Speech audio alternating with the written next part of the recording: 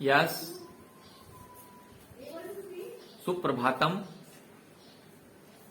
आज मैं विद्यार्थियों के लिए अपने इस एक छोटी सी कथा के माध्यम से एक संदेश देना चाहता हूं। इसको जीवन में जो है अपनाएं और इसका अनुसरण करें। सबसे पहले मैं आपसे सर्वे भवन्तु सुखिनः, सर्वे सन्तु निरामयाः, सर्वे भद्राणि पश्यन्तु, मां कश्चित दुख भाग भवेत्। ठीक है, सभी सुखी रहें, निरोगी रहें, सभी का कल्याण हो, किसी का किसी प्रकार से नुकसान नहीं हो। और आगे जो है हम सभी जानते हैं कि ये विश्वव्यापी जो महामारी चल रही है, इससे हमको बहुत अधिक नुकसान हुआ है। हमने जो है हमारे कार्य को छोड़ करके इस महामारी का जो है निदान होने की उम्मीद में जो है हम सब आलस्य में आ गए हैं। अतः हमें जो है आलस्य नहीं करना चाहिए। विशेषकर मैं विद्यार्थियों से कहूंगा कि विद्यार्थी जो है अपनी पढ़ाई निरंतर जारी रखें, अपना अभ्यास नहीं छोड़ें, क्योंकि अभ्यास छोड़ने के नुकसान से स्वयं देवता भी डरते थे। देवताओं को भी जो है अभ्यास करना पड़ता था, स्वाध्याय करना पड़ता था, और अभ्यास जो है हमें निरंतर करते रहना चाहिए।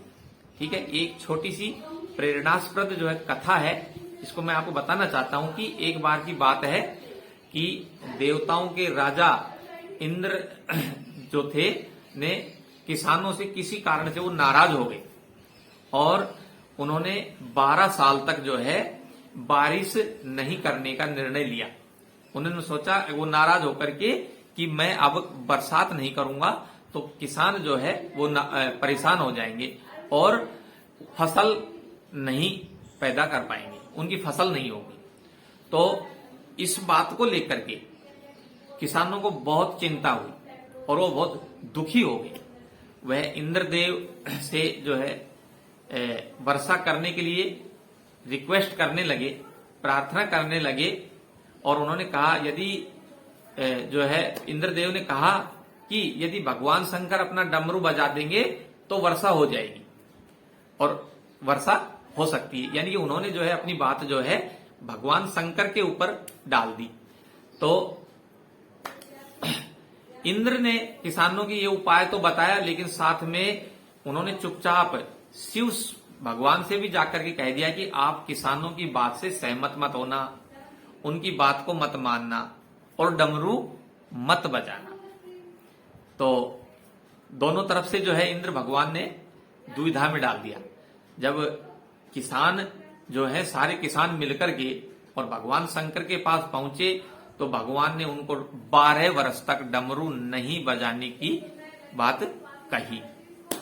किसान जो है वो निराश हो गए, दुखी हो गए और 12 साल तक खेती जो है उन्होंने नहीं करने का निर्णय ले लिया। जब बरसात ही नहीं होगी तो खेती कैसे होगी?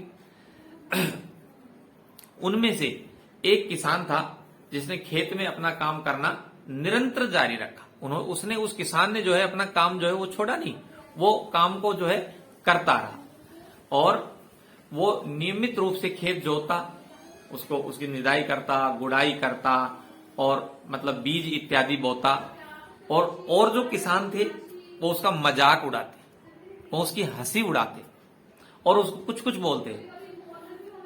कुछ वर्षों के बाद में गांव वाले जो है उस मेहनती किसान से पूछने लगे, जब आपको पता है कि 12 वर्ष तक नहीं कोई वर्षा होगी तो तुम अपना समय क्यों व्यर्थ नष्ट कर रहे हो, अपनी ऊर्जा को क्यों नष्ट कर रहे हो?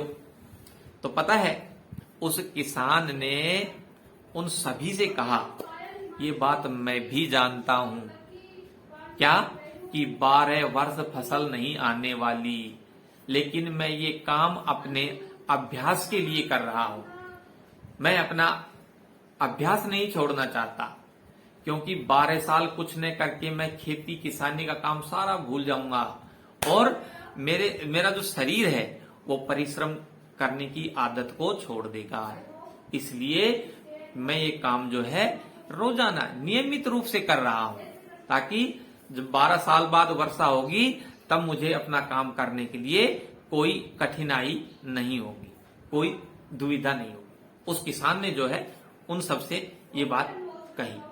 तो ये तर्क जो है जैसे वो बता रहा था तो उसकी ये बातें जो है भगवान माता पार्वती जो है उसने सुन ली, बहुत ही ध्यान से सुना।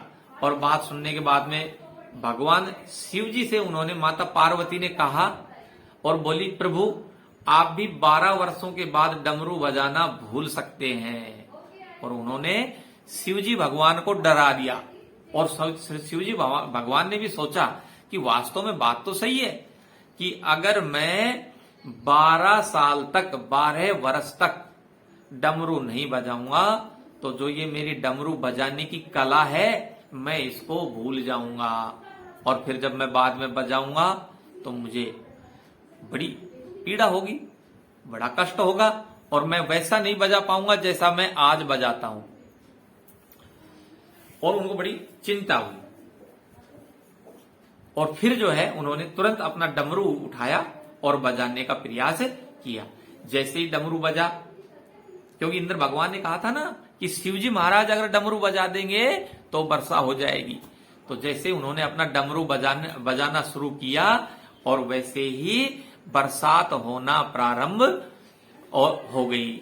और जैसे ही डमरू बजा नियमित रूप से काम कर रहा था, जो किसान, उसके जो है खेत में पानी मिल गया और वह जो है उसके घर में जो है फसल आ गई। और बाकी किसान जिन्होंने काम करना छोड़ दिया था, सारा काम त्याग दिया था, उनको इस बात का बड़ा दुख हुआ, बड़ा पश्चाताप हुआ। क्या? ओहो, जो निरंतर लगा हुआ था वो तो बहुत ज्यादा फसल ले चुका है, उसकी तो फसल बहुत अच्छी हो गई है उसके खेत में तो, और हम तो बैठे के बैठे ही रह गए हैं। तो उनको जो है अपनी गलती का एहसास हुआ। तो 2 सप्ताह बाद, 2 महीने के बाद कभी तो जो है ये लॉकडाउन खुलेगा और आपका जीवन जो है सामान्य जीवन, सामान्य बनेगा, आपकी दिनचर्या वैसे ही होगी। इसलिए मैं आपसे निवेदन करता हूं विद्यार्थियों से, अपना पढ़ाई का अभ्यास नहीं छोड़ें, लिखने का अभ्यास नहीं छोड़ें, याद करने का अभ्यास नहीं छोड़ें। किसी भी विषय को आप जो है अभ्यास के बिना नहीं छोड़ें, सभी विषयों का अभ्यास करें। अगर आपने अभ्यास छोड़ दिया तो आप जो है कमजोर हो जाएंगे और आपका नुकसान हो जाएगा।